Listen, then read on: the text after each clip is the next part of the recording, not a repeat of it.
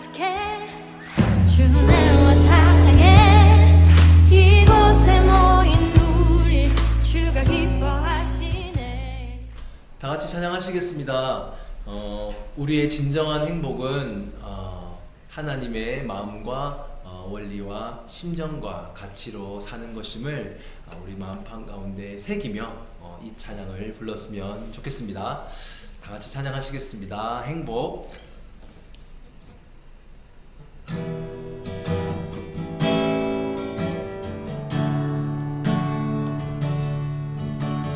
화려하지 않아도 정결하게 사는 삶, 가진 것이 적어도 감사하며 사는 삶, 내게 주신 작은 힘 나눠주며 사는 삶, 이것이 나의 삶의 행복이라오.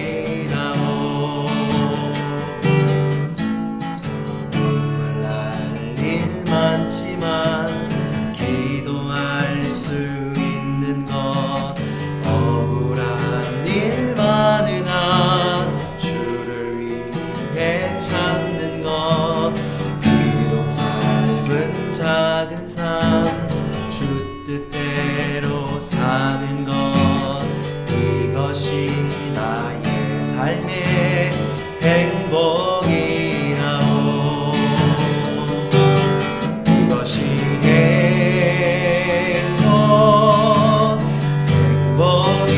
행복이라오. 세상은 알 수 없는 하나님 선물, 이것이 행복이라오. 하나님의 자녀로 살아가는 것, 이것이 행복이라오. 이것이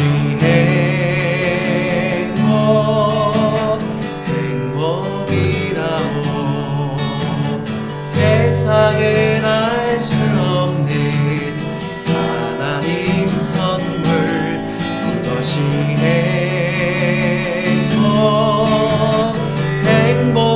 행복이라오. 하나님의 자녀로 살아가는 것, 이것이 행복이라오.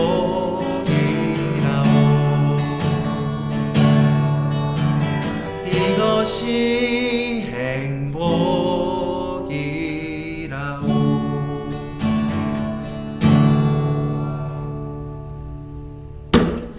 아멘. 다 같이 찬양하시겠습니다.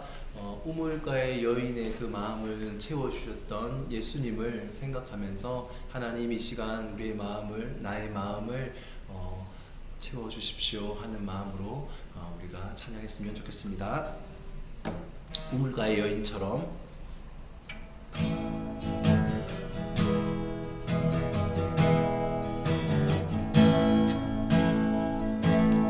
우물가의 여인처럼 난 구했네. 헛된 것들을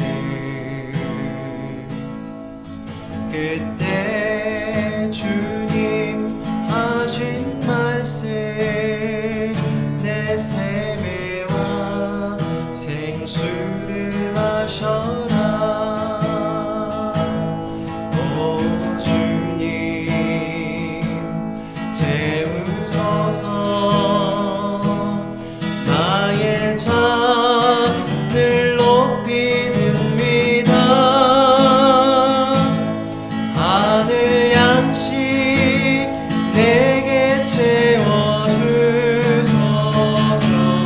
넘치도록 채워주소서. 많고 많은 사람들이 찾았었네. 헛된 것 자들을 주 안에 감추인 보배 세상 것과 난 비길 수 없네. 오 주님 채우소서. 나의 잔을 높이 듭니다.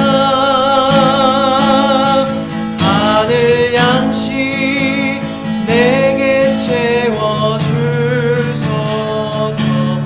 넘치도록 채워주소서. 하늘 양식 내게 채워주소서. 넘치도록 채워주소서.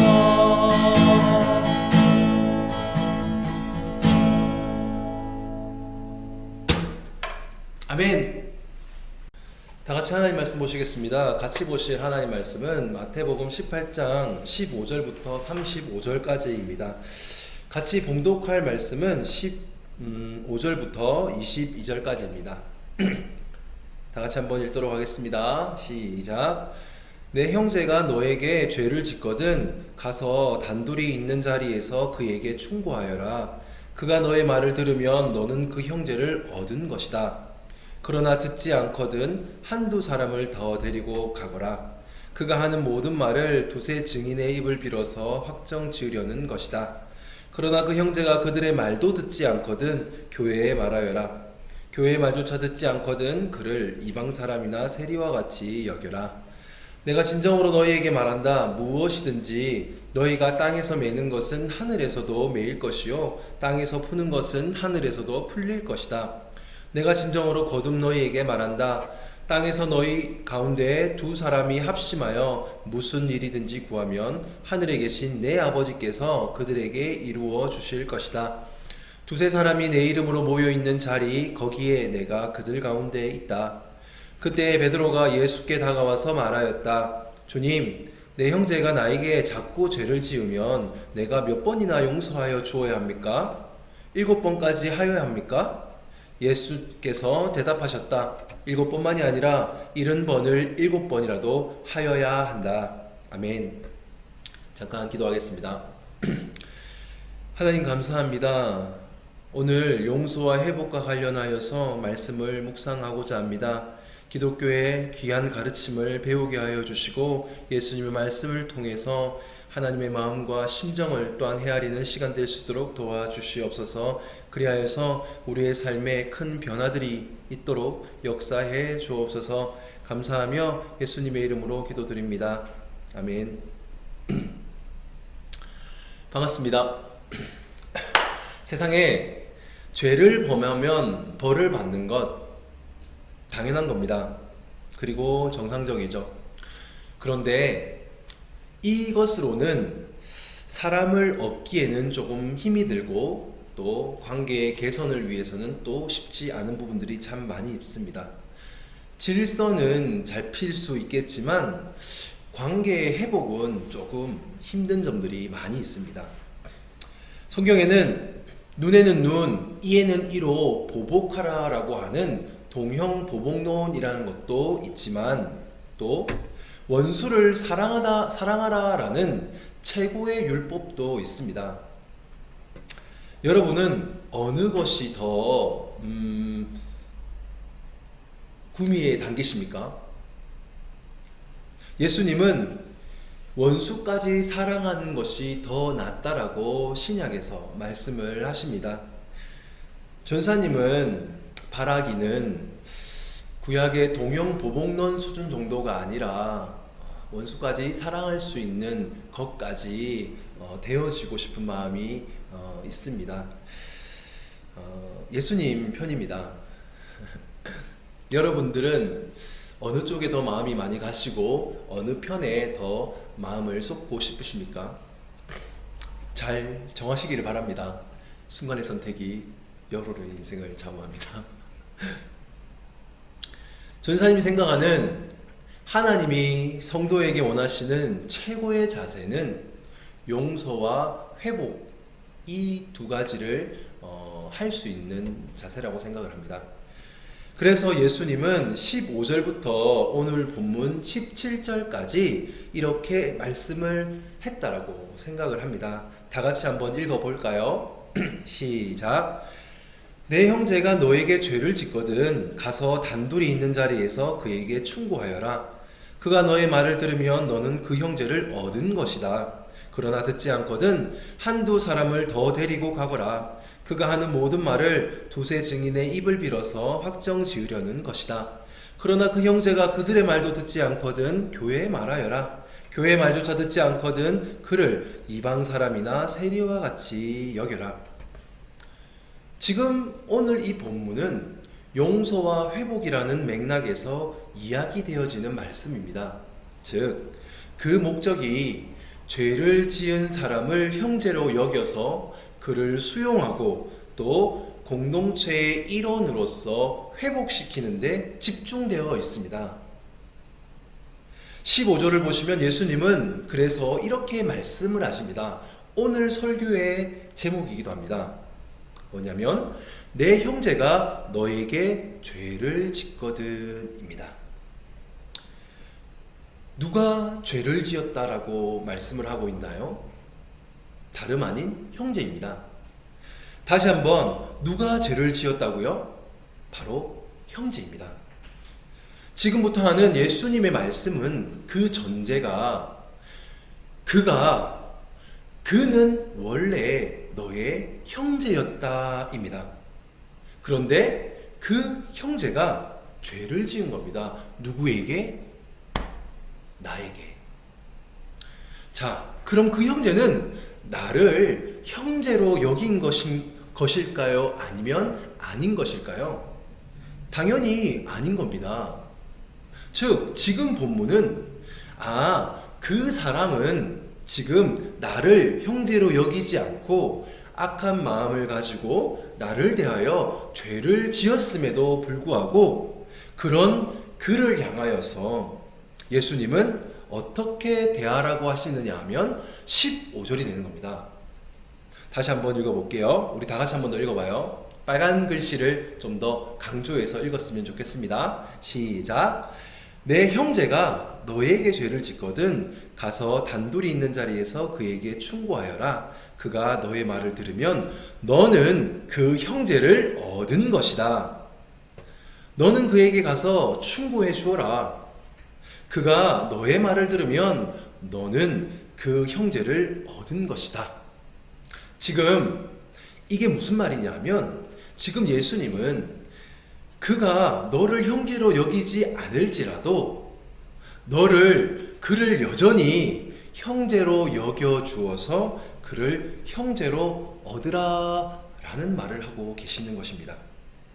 단지 그 사람의 죄를 묵인하라 라는 그런 의미가 아니라 그 사람이 너의 형제임을 명심하고 행동하라 라고 말씀을 하고 계시는 것입니다.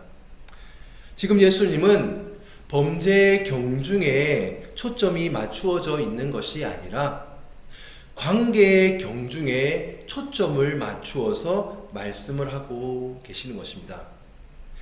그는 어쨌든 너의 형제다 라고 말입니다. 그런데도 그 사람이 너의 형제로 받아들여지지 않으면 그러면 그때는 어떻게 한다? 16절입니다. 다 같이 한번 읽어보겠습니다. 이건 그냥 제가 설명을 쭉 할게요. 한두 사람 그리고 두세 사람을 데리고 가서 그에게 이야기하라고 말씀을 하십니다. 왜 예수님은 두세 사람을 데려가서 이야기하라고 말씀을 하고 있는 것일까요? 여기에서 이 두세 사람의 역할은 과연 무엇일까요? 세상 사람들은 이 말씀을 딱 보면 대부분 다 이렇게 해석을 할 겁니다. 증인을 데리고 가는 것이구나. 그 사람의 죄목을 정확하게 확증하기 위해서 그가 발뺌할 수 없도록 만들기 위해서 아하, 그래서 두세 사람을 증인으로 데리고 가는 것이구나 라고 이해할 수 있습니다. 충분히 그들이 그렇게 이해하는 것 이해가 됩니다. 그런데 틀렸습니다. 예수님의 의도는 그런 게 아닙니다. 지금 예수님이 두세 사람을 데리고 가서 이야기하라고 하는 것은, 성경이 지금 그렇게 하라고 말을 하는 것은 그 사람을 형제로 얻는 것에 그 목적이 있습니다. 왜냐하면 처음부터 15절에서 말씀드렸듯이 처음부터 목적이 그 사람을 형제로 얻는 것이기 때문입니다. 무슨 말이냐면 지금 예수님이 말씀하시는 두세 사람을 데리고 가는 것은 그 의미가, 야 병태가, 너 혼자서 기쁨이를 형제로 얻으려고 하니 그 형제로 얻는 것이 쉽지가 않지. 말썽을 많이 부리지. 너 혼자서 그를 형제로 설득하는 것이 너무너무 쉽지가 않지. 그러면 너와 동일한 마음을 지닌, 관계를 소중히 여기고 그를 형제로 여기는 마음을 지닌 성도들을 데리고 가서, 그런 사람들을 데리고 와서 다시 한 번 더 그녀를 형제로 얻을 수 없겠니?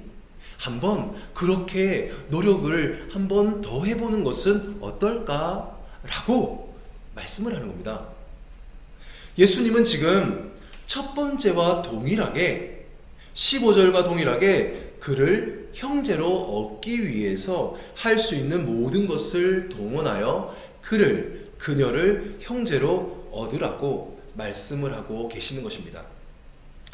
절대로 그가 나중에 절대로 헛소리 못하도록 증인을 데리고 가는 그런 컨셉의 이야기가 아닙니다. 이 본문은 계속해서 형제를 얻기 위한 그런 노력의 차원, 용서와 회복의 차원에서 말씀을 하고 계십니다. 그렇게 노력을 했는데도 안 돼? 그러면 17절이 되는 겁니다. 무엇이냐 하면 교회에 말하라 입니다. 이것도 그를 교회적으로 또는 교회 공동체 또는 사회적으로 공개적으로 그를 매장시키려는 그런 의도나 말이 아니라 이번에도 동일하게 회복이 그 목표입니다. 회복. 야 병태가, 너 혼자서 안 돼? 그런데 박기영 부장님, 우리 유석영 선생님, 최장미 선생님, 이진욱 선생님, 이렇게 두세 사람을 다 동원해서 그를, 이 기쁨이를 형제로, 자매로 얻으려고 했는데 그래도 안 돼? 그러면 온 새누리 공동체가 그 한 사람을 얻기 위해서, 그 한 영혼을 얻기 위해서 그가 어떤 죄를 지었든 그녀를 얻기 위해서 온 공동체가 그를 위해 기도하고 형제로 여겨, 가족으로 여겨서 그녀를 얻기 위해서 최선을 다할 수 없겠니? 라고 말씀을 하고 계시는 겁니다. 온 교회가 나서서 그를 정죄하고 심판하여서 내쫓으라는 말을 하시는 것이 아니라 그녀를 어떻게든 얻기 위해서 하나님의 심정을 가지고, 목자의 심정을 가지고, 아비의 심정을 가지고, 형제의 심정을 가지고서 노력을 하라라는 말씀을 하고 계시는 겁니다. 그러니 지금 이 세 번의 단계들은 신문의 단계나 또는 파면의 단계가 아니라 그를 형제로 얻기 위해 관계의 회복의 단계를 말씀하고 계시는 것입니다. 즉 예수님은 지금 자신의 철없는 제자들을 향해서 곧 있으면 자신들을 다 예수님을 버리고 떠날 그 모든 제자들을 향해서 징계의 수순이 아니라, 파면의 수순이 아니라 회복의 수순, 회복의 용서의 그 절차와 수순을 말씀하고 계시는 것입니다. 그렇게 노력을 했는데도 또 되질 않아? 그러면 17절, 그를 이방인처럼 여기라입니다. 여러분, 이 마지막 단계까지도 오해를 하시면 안 됩니다. 이것도 대단한 처벌을 이야기하는 것이 아닙니다. 정반대로 어마어마한 배려를 의미합니다. 무슨 말이냐 하면, 나는 저를 형제로 여겨서 계속해서 얻으려고 했는데 저가 나를, 그리고 저가 우리를, 그리고 저가 우리 공동체를 형제로 여기지를 않고 이방인처럼 우리를 여기고 있으니 이제는 너도, 그리고 너희들도 어쩔 수가 없구나. 그냥 그녀가 원하는 관계 정도로만 저를 내버려 두어라 라고 말씀을 하고 계시는 겁니다. 자, 보세요. 저가 이미 나를, 그리고 우리를 형제로 여기지 않았다는 말은 결국 저가 나를 이방인으로 여겼다라는 말이니 너도 딱 그 정도로만 그를 대하여 주어라 라고 말씀을 하고 있는 겁니다. 마지막까지 인간에 대한, 그리고 형제에 대한 최선의 배려인 겁니다. 그가 어떤 죄를 범하였을지라도 너는 노력을 다하여 저를 형제로 얻을 수 있도록 노력을 다하고, 그럼에도 불구하고 되지를 않았다. 그러면 그때는 저가 나를 대하여 주는 그 정도로만, 너도 딱 그 정도로만 그를 대하여 주어라 라고 말을 한 겁니다. 진짜 멋있지 않습니까? 나를 형제로 여기지 않는 사람을 대하여 내 편에서 먼저 그를 이방인으로, 그리고 여기는 것이 아니라 저가 나를 이방인 정도로 대하고 있으니 모든 노력을 다 했음에도 되지를 않으니 이제는 너도 저 사람이 원하는 방식 정도로만 대하여 주어라고 말씀을 하고 계십니다. 대박! 정말 나이스한 겁니다. 이게 정말 따뜻한 겁니다. 바로 이러한 맥락에서 18절부터 20절의 말씀이 이어지는 겁니다. 이 맥락이 너무너무 중요합니다. 우리 다 같이 한번 읽어볼까요? 시작! 내가 진정으로 너희에게 말한다. 무엇이든지 너희가 땅에서 매는 것은 하늘에서 매일 것이요 땅에서 푸는 것은 하늘에서도 풀릴 것이다. 내가 진정으로 거듭 너희에게 말한다. 땅에서 너희 가운데 두 사람이 합심하여 무슨 일이든지 구하면 하늘에 계신 내 아버지께서 그들에게 이루어 주실 것이다. 두세 사람이 내 이름으로 모여 있는 자리, 거기에 내가 그들 가운데 있다. 아멘. 용서와 회복을 위해서 너희가 할 수 있는 모든 노력을 다 해라. 그 가운데 너희들 두세 사람이 모여서 합심하여 범죄한 저를, 나를 이방인으로 여기는 저를 형제로 얻기 위해서 노력을 한다면 하나님이 나도 무슨 일이 있어도 내가 아무리 바쁘고 아무리 분주하고 아무리 무슨 일이 있다 하더라도 그러한 노력을 하고 있는 너희들과 내가 반드시 함께 하겠다. 내가 반드시 너희와 함께하여 너희의 수고와 너희의 기도와 너희의 노력과 그 모든 것이 형제로 여겨서 그를 받아내려고 하는 그 모든 것을 헛되지 않도록 나도 힘을 모아서 나도 거기에 함께 있겠다라고 말씀을 하고 있는 겁니다. 이 본문을 가지고 사람들이 되게 응답받는 어떤 기도의 비결 같은 것으로 사용을 많이 합니다. 그런데 이 본문은 절대로 그런 본문이나 그런 구절이 아닙니다. 그렇게 믿고 싶다면 말씀을 어쩔 수는 없겠지만 이 말씀의 맥락은 그와는 전혀 상관이 없습니다. 한번 뭐 그렇게 해보십시오. 두세 사람이 모여서 그냥 막 해보십시오. 그게 되나? 두세 사람이 기도하니 뭐 다 들어주시나요? 절대로 지금 이 본문이 그런 말을 하고 있는 것이 아닙니다. 지금 이 본문은 철저히 용서와 회복이라는 맥락에서 그와 관련해서 예수님이 말씀하시는 중에 나오는 본문입니다. 이런 거죠. 너희가 범죄한 사람들조차 큰 범죄일 겁니다. 이 정도의 논의에 들어올 정도면 중범죄 이상일 겁니다. 너가 범죄한 사람조차 너희를 이방인으로 여기는 그 사람조차 너희의 형제로 얻으려고 너희가 하느냐? 아름답구나. 오케이. 그럼 나도 너희와 힘을 쏟겠다. 나도 너희와 함께 하겠다. 얼마든지 내가 너희와 함께 하겠다. 왜?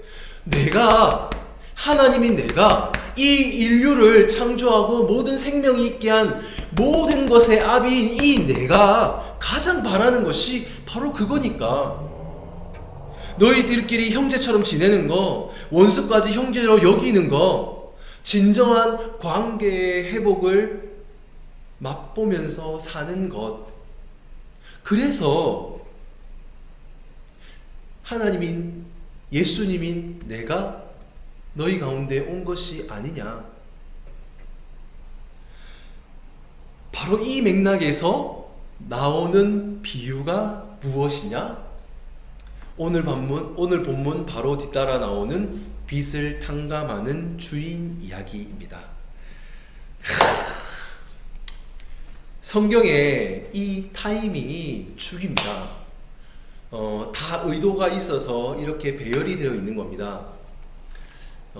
잘 설명을 좀 더 해보도록 하겠습니다. 이미 어느 정도 눈치를 챘을 거라고 생각을 하지만 또 이제 그렇지 못한 사람들도 있으니 최선을 다해 좀 구체적으로 설명을 해드리도록 하겠습니다. 이런 관계와 용서의 회복, 그를 형제로 여기는 것, 이런 맥락에서 나오는 비유 이야기입니다. 이야기는 단순합니다.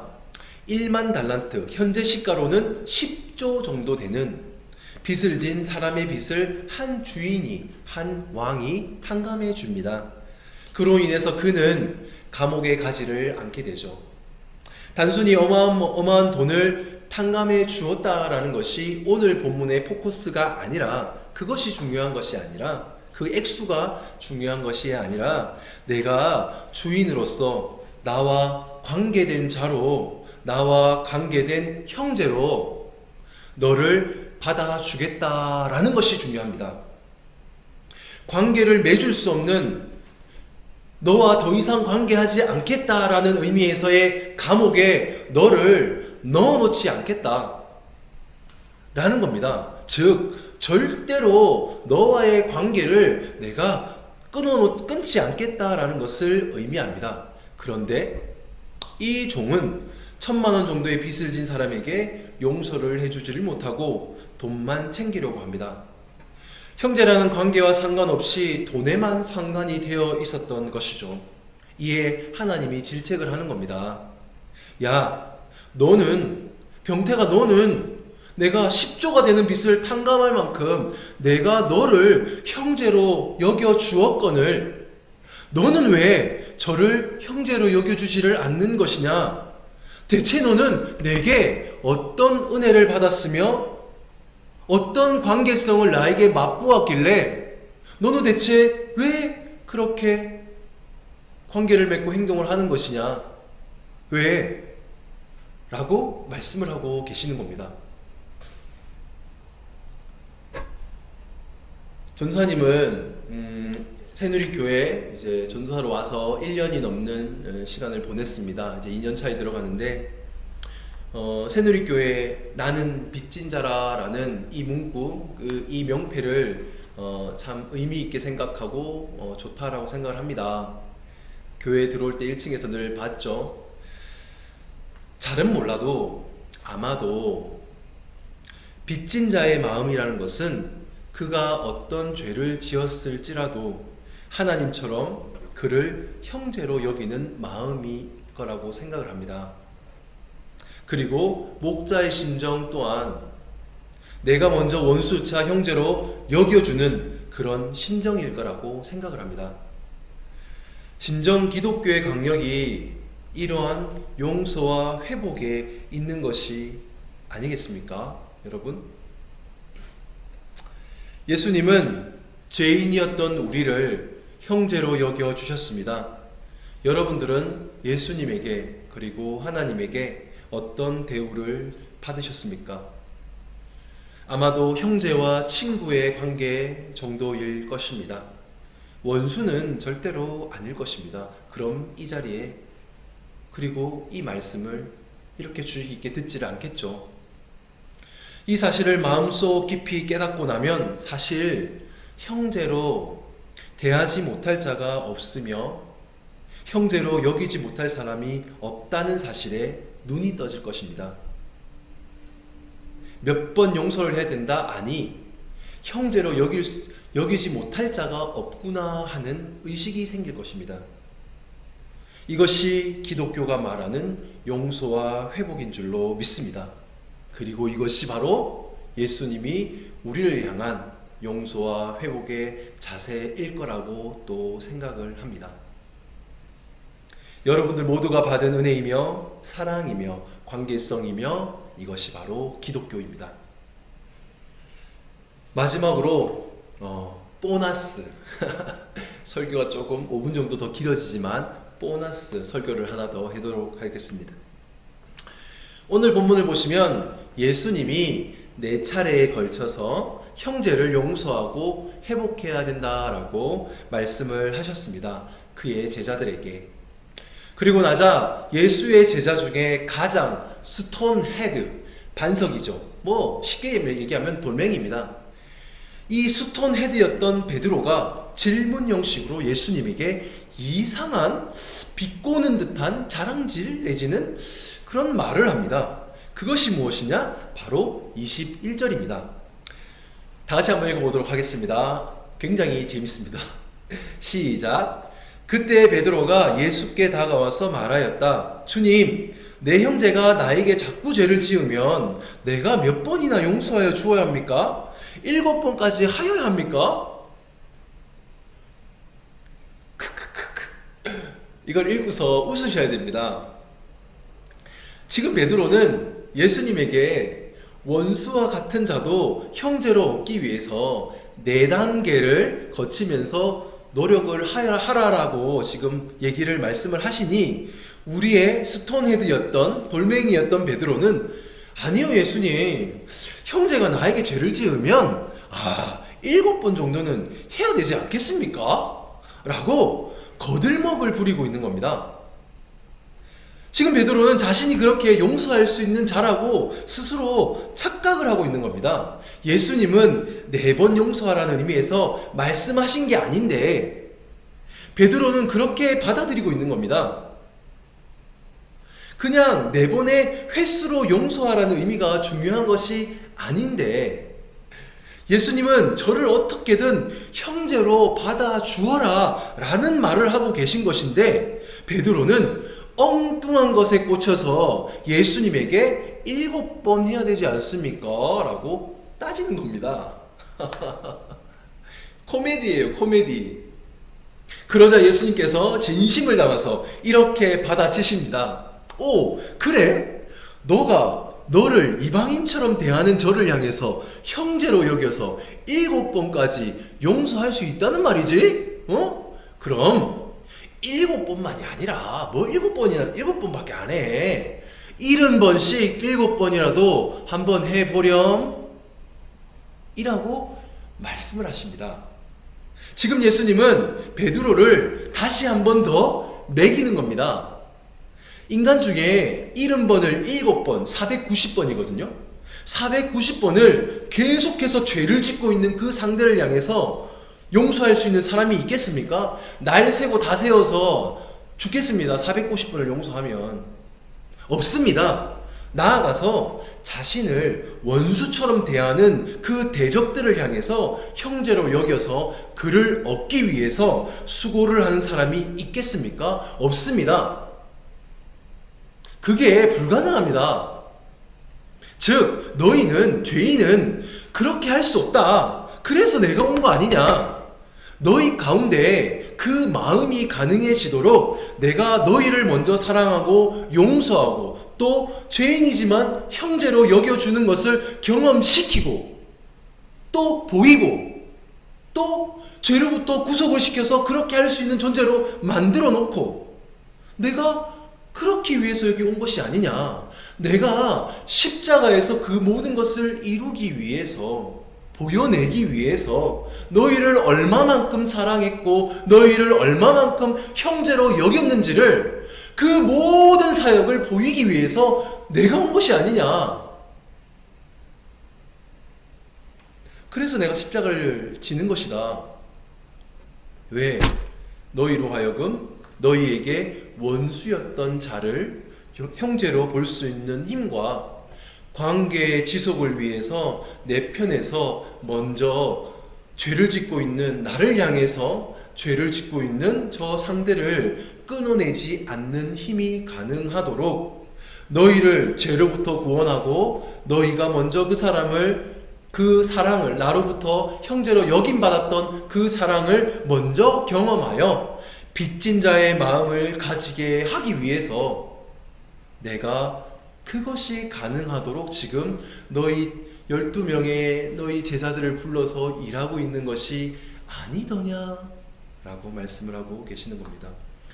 너희 힘으로 되지 않는 그것을 내가 가능하게 만들어주기 위해서 온 것이다. 할렐루야. 아멘. 해주실 거라 믿습니다. 여러분, 기독교는 진짜 고상한 종교입니다. 기독교는 절대로 허접한 종교가 아닙니다. 기독교는 종교 이상을 넘어선 이 세상의 원래의 원리입니다. 그리고 기독교는 진짜로 사람을 위하고 사랑이 많은 그런 종교입니다. 기독교의 사랑이 빠지면 기독교에서 한 영혼을 형제로 여길 수 있는 마음을 빼버리면 그것은 참으로 안타까운 종교에 불과해지게 됩니다. 우리 모두 힘을 내어서 말씀을 읽고 그 말씀이 나를 설득하게 하는, 그래서 이 세상 가운데 정말 따뜻하고 상냥하고 청량하며 화끈하며 또 겸손한 삶의 모습을 보여내는 기독교인 성도, 우리 새누리 중고등부 모두가 되었으면 좋겠습니다. 전사님을 비롯해서 우리 모두 다 코로나 가운데 힘든 것이 참 많을 것인데 힘내어서 여러분 자신을 말씀으로 채우시고 하나님의 영으로 채우셔서 말씀과 기도 가운데 주님의 힘을 받는 여러분들이 되었으면 좋겠습니다. 하나님은 여러분을 놓지 않으며 여전히 여러분들 모두를 귀한 한 영혼으로, 귀한 형제와 자매로 대하고 계실 줄 믿습니다. 힘내십시오.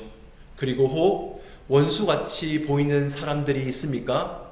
말씀을 통해서 자신이 받은 사랑을 먼저 기억하시고 그리고 기도하시기를 바랍니다.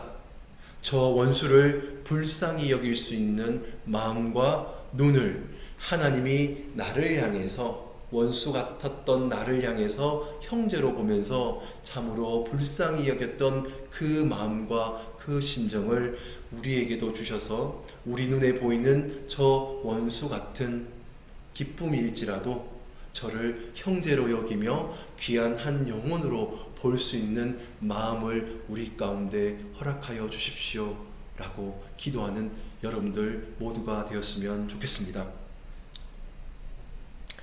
하나님이 반드시 그 마음 가운데, 그렇게 모인 그 공동체 가운데 함께 하실 것입니다. 말씀을 두고 확증할 수 있습니다. 다 같이 기도하시겠습니다. 하나님 감사합니다. 죄인된 우리를 향해서 70번을 7번으로, 사실은 그 이상이죠. 그 이상으로 용서하여 주시고 여전히 또 용서하여 주시고 회복하게 해 주셔서 형제로 여겨주셔서 관계를 맺어주시니 진심으로 감사를 드립니다. 기독교의 핵심은 하나님이시고 그 하나님의 중심은 인간 사랑임을 기억하게 하시니 또한 감사를 드립니다. 최고의 율법을 지켜나갈 수 있도록 힘주시고 늘 하나님을 닮아가기 위해서 노력하는 새누리 중고등부 모두 될 수 있도록 간섭해 주옵소서. 방학기간 좋은 시간들 잘 보내게 하여 주시고 말씀 가운데 기도 가운데 힘을 얻는 우리 모든 아이들 될 수 있도록 역사하여 주옵소서. 감사하며 우리를 여전히 형제요 아들이요 또한 그의 권속이요 그의 교회로 불러주신 우리 주 예수님의 이름으로 기도를 드립니다. 아멘.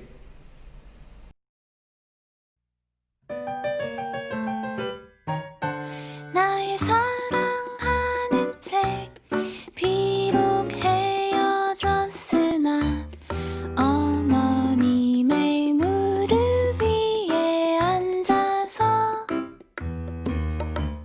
재미있게 듣던 말 그때 일을 지금도 내가 잊지 않고 기억합니다.